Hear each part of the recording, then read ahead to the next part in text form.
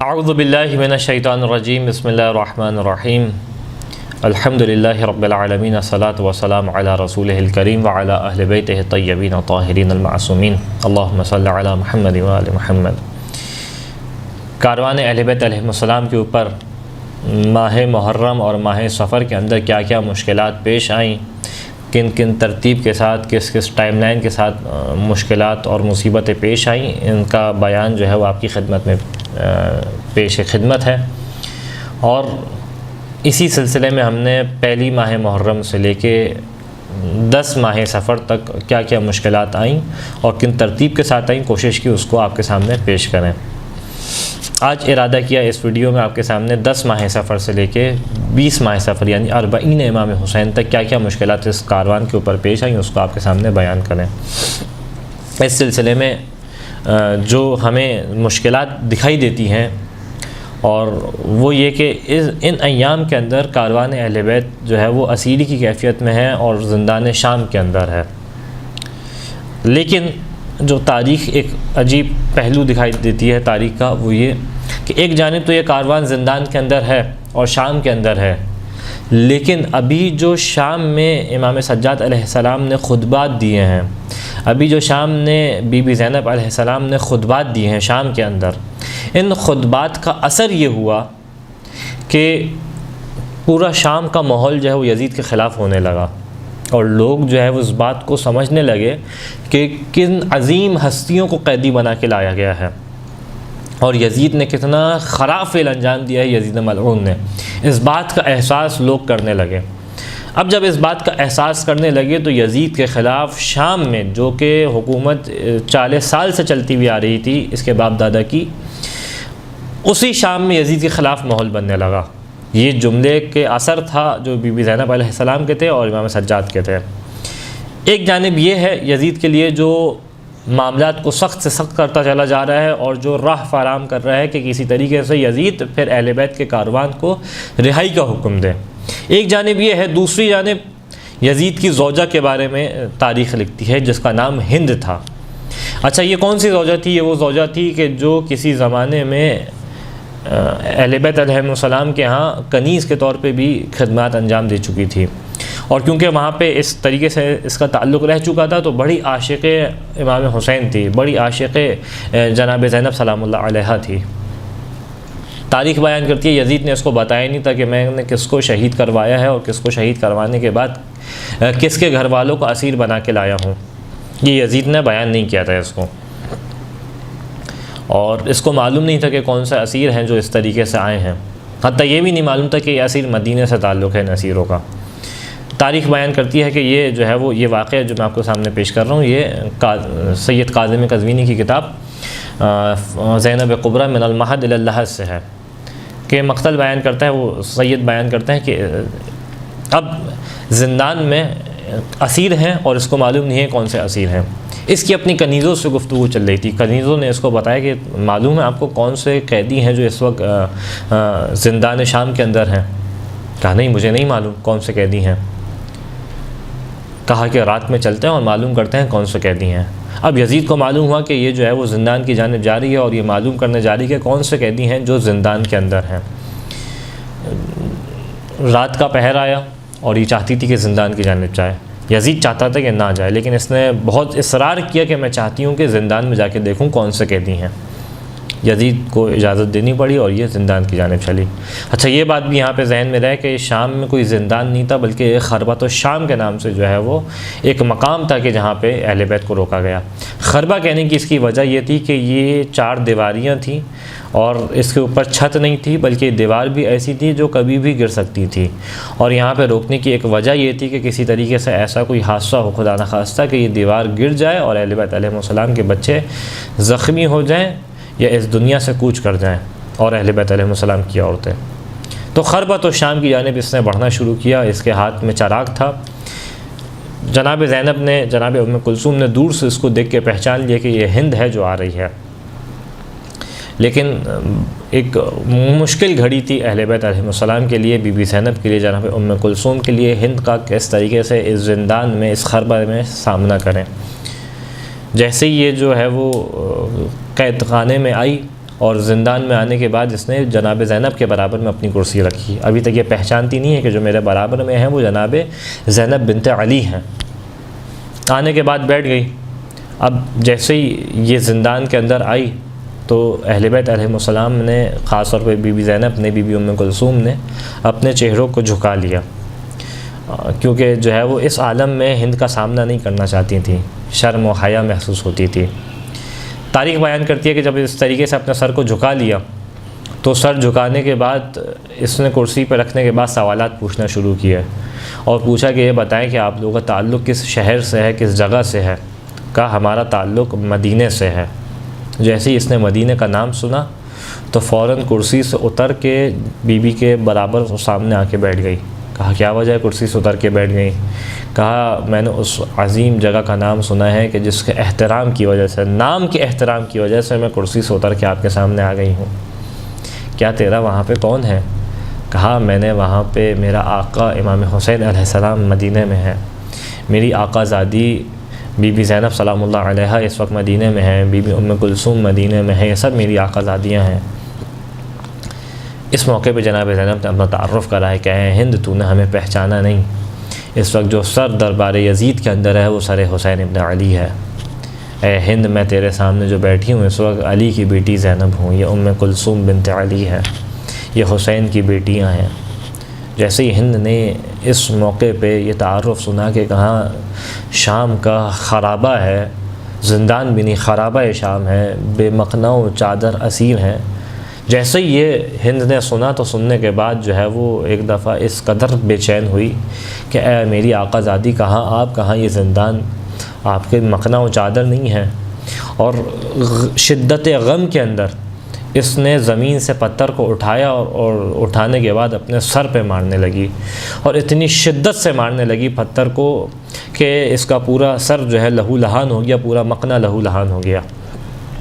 اور اس کے بعد زندان سے چلی ہے، جانے کے بعد جو ہے وہ دربار یزید میں گئی۔ اس موقع پہ دربار میں یزید کے چاہنے والے، یزید کے درباری موجود تھے، اور اس نے اپنے مقنے کو اتارا، اپنی چادر کو اتارا، اور بے مقنع و چادر بے حجاب دربار یزید میں گئی۔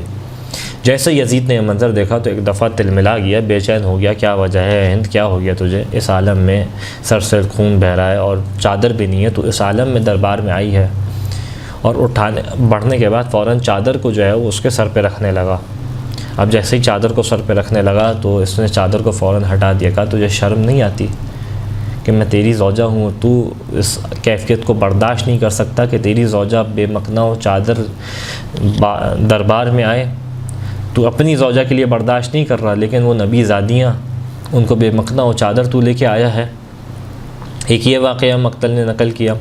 دوسرا واقعہ نقل کیا کہ رات کا پہر تھا، ہند سو رہی تھی۔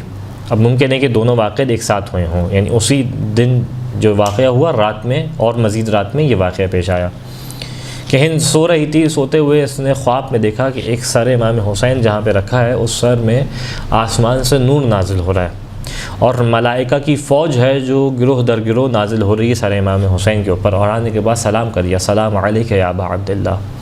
السلام علیک ابن رسول اللہ، یہ سلام کر رہے ہیں۔ اور دیکھا اسی عالم میں آسمان سے بہت ساری نورانی شخصیات ہیں جو نازل ہو رہی ہیں سر امام حسین کے پاس، اور نازل ہونے کے بعد دیکھا کہ انہی شخصیات میں سے ایک نورانی شخصیت آگے بڑھی سر امام حسین کے پاس، اور اس نے سر کو اپنے پہلو میں لے کے رونا شروع کیا،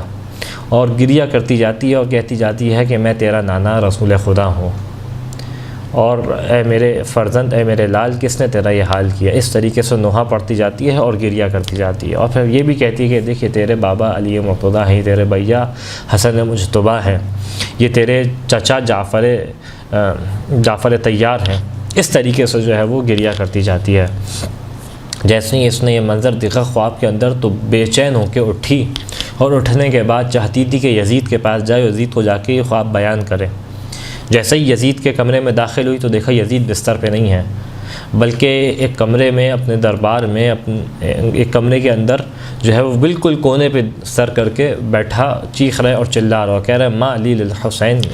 کہ میری کیا دشمنی تھی حسین سے، یعنی اس کے اوپر وہ عذاب الہی کہ جو قیامت میں نازل ہونا ہے اس کا ایک حصہ ہے جو ابھی سے شروع ہو گیا ہے۔ اس کی نیندیں بے چین ہو گئی ہیں، اس کو نیند نہیں آتی، اور جو ہے وہ یہ پریشان عالم میں ہے اور اس طریقے سے کہہ رہے ہیں کہ کیا بات ہے کہ جو ہے وہ میں نے کیوں امام حسین کا اس طریقے سے خون کیا، اور میں نے کیوں اس طریقے سے جو ہے اہل بیت علیہم السلام کے اوپر مظالم کو ڈھایا ہے۔ بس تاریخ بیان کرتی ہے کہ جب یہ لمحہ آیا تو آنے کے بعد جو ہے وہ ہند نے یزید سے کہا کہ ان اہل بیت علیہم السلام کو رہا کرو، اور یہ وہ زوجہ تھی یزید کے جو اس کے قریب ترین ازواج میں سے تھی، لہٰذا مجبوراً یزید کو ایک تو شام کے حالات ایسے ہو گئے تھے کہ جو یزید کے خلاف تھے، دوسری جو ہے وہ اس کی زوجہ جو ہے مسلسل اس طریقے سے کہہ رہی تھی، اس کے اوپر پھر مزید عذاب الہی شروع ہو گیا تھا۔ ان سب معاملات کو دیکھتے ہوئے یزید کو جو ہے وہ رہائی کا حکم دینا پڑا۔ اب جیسے ہی اس نے رہائی کا حکم دیا تو امام سجاد نے اور بی بی زینب نے کہا کہ اس سے پہلے کہ ہم یہاں سے رہا ہو کے مدینہ واپس جائیں، چاہتے ہیں کہ شام کے اندر ہمیں ایک گھر دیا جائے جس کے اندر ہم اپنے شہداء کا ماتم کریں، اپنے شہداء کا نوحہ پڑھیں، اپنے شہداء کی عزاداری کریں۔ تاریخ بیان کرتی ہے کہ ایک مکان شام کے اندر ہی خالی کرایا گیا جس میں جو ہے وہ یہ بیویاں اپنے شہداء کا نوحہ کرتی تھیں، گریہ کرتی تھیں، ماتم کرتی تھیں، اور گویا شام کے اندر پہلی مجلس عزا جو ہے وہ بی بی زینب نے اس انداز سے منعقد کی۔ اور گریہ کا طریقہ کار کیا تھا کہ یزید سے کہا گیا کہ ہمیں جو ہے ہمارے شہداء کے سر دو جن کو لے کے ہم گریہ کریں گے۔ بس تشت کے اندر یہ بیویاں بیٹھتی تھیں اور شہداء کے سر تھے جو تشت میں جو ہے وہ ان کے سامنے پیش کیے جاتے تھے کہ جسے دیکھ کے ہر بیوی گریہ کرتی تھی۔ سر امام حسین کو بی بی زینب اپنے پاس لیتی تھیں، گریہ کرتی تھی، سر علی اکبر کو امام حسین کی بیٹیاں اپنے پاس لیتی تھیں اور شدید گریہ کرتی تھیں۔ اس انداز میں بیویاں گریہ کرتی تھیں، یہاں تک کہ وہ مرحلہ آیا کہ اب جو ہے وہ ان کی شام سے رہائی کا مرحلہ تھا۔ یہ بڑا کرب کی کیفیت تھی اہل بیت علیہ السلام کے لیے۔ ویسے تو کسی کے لیے رہائی خوشی کی بات ہوتی ہے کہ وہ زندان سے رہا ہو رہا ہے، لیکن یہ جو رہائی تھی اہل بیت علیہ السلام کے لیے بڑی سخت تھی۔ اس کی وجہ یہ تھی کہ ایک حسین کی بیٹی تھی 3 سالہ کہ جس کو ہم لوگ سکینہ کے نام سے اور مقاتل اور تاریخ رقیہ کے نام سے یاد کرتے ہیں، وہ ساتھ نہیں جا رہی تھیں، لہٰذا اہل بیت علیہ السلام کی بڑا مشکل موقع تھا۔ یہاں تک مقتل بیان کرتا ہے کہ بی بی زینب نے جب سواری پہ سوار ہو گئی تو شام کی عورتوں کو جمع کیا اور نصیحت کی، وصیت کی کہ دیکھو میں تمہارے درمیان ایک امانت ہے جو چھوڑ کے جا رہی ہوں، اس کو تنہا نہ چھوڑنا، رات کے پہر اس کے پاس آ جانا اور آنے کے بعد چراغ جو ہے وہ جلا دینا، کہیں ایسا نہ ہو تنہائی کے احساس میں، اندھیرے کے احساس میں یہ بچی پریشان ہو۔ تاریخ لکھتی ہے کہ یہاں سے شام سے روانہ ہوئے،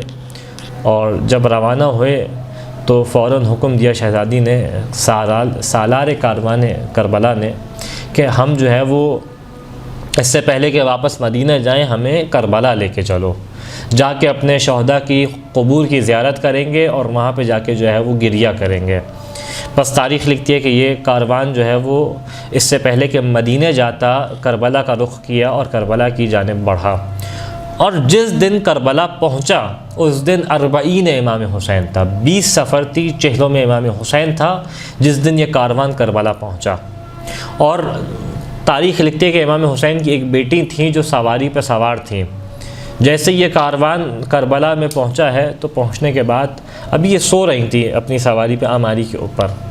اور اس عالم میں جیسے ہی یہ کاروان کربلا پہنچا تو پہنچنے کے بعد ابھی بتایا نہیں گیا تھا، اٹھائے نہیں گئے تھے کربلا کے اندر داخل ہو گئے ہیں، صرف کربلا کی جیسے ہی خوشبو کو محسوس کیا تو خود بخود آنکھ کھل گئی اور سوال کیا پھوپھی اماں کیا ہم اس مقام پہ آئیں کہ جہاں ہمارے بابا دفن ہیں؟ مجھے پتہ نہیں کیوں اپنے بھیا علی اصغر کے رونے کی صدا محسوس ہوتی ہے۔ جیسے اس مقام میں داخل ہوئیں، آنے کے بعد جو ہے وہ جناب جابر ابن عبداللہ انصاری پہلے سے روز 40 زیارت امام حسین کے لیے اس مقام پہ موجود تھے۔ بیویوں نے اپنے آپ کو جو ہے وہ سواریوں سے اتارنا اور گرانا شروع کیا، اور جو ہے وہ اس طریقے سے وہاں پہ گریہ کرتی تھیں، ماتم کرتی تھیں اور اپنے اپنے شہداء کے قبور کی زیارت کرتی تھیں۔ جہاں یہ جانب زیارت تھی وہاں امام سجاد اپنی مصیبت کو بیان کر رہے تھے، اور جناب جابر سے کہتے ہیں کہ اے جابر یہ وہی مقام ہے کہ جہاں ہمارے مردوں کو ذبح کیا گیا، ہماری سواریاں اسی مقام پہ رکی تھیں۔ اے جابر یہ وہی مقام ہے کہ جہاں ہماری عورتوں کو اسیر بنایا گیا، اور اس عالم میں ان بیبیوں نے اپنے شہداء کی قبر کی زیارت کی۔ خداوند متعال سے دعا ہے کہ اے پالنے والے اہل بیت علیہم السلام کے اوپر ظلم کرنے والوں اور ان کے اوپر مصیبت ڈھانے والوں، اگر قابل ہدایت ہیں تو ان کو ہدایت فرما، اور جو ظلم ڈھا کے دنیا سے جا چکے ہیں ان کے اوپر اپنی لعنت کو، اپنے عذاب کو مزید کر دے۔ اے پالنے والے جو مومن پریشان حال ان کی ذکر کے صدقے ان کی پریشانی کو دور فرما۔ وآخر الدعوان ان الحمد للہ رب العالمین۔